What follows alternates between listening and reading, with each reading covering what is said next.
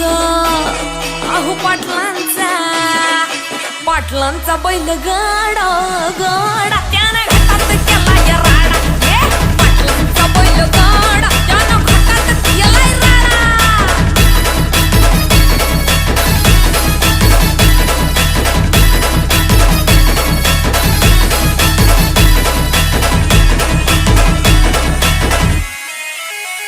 बुचडे पाटलांची नजर होती तीक्ष्ण, पारखीला हिरा मिल्खा शेठ नजरेनं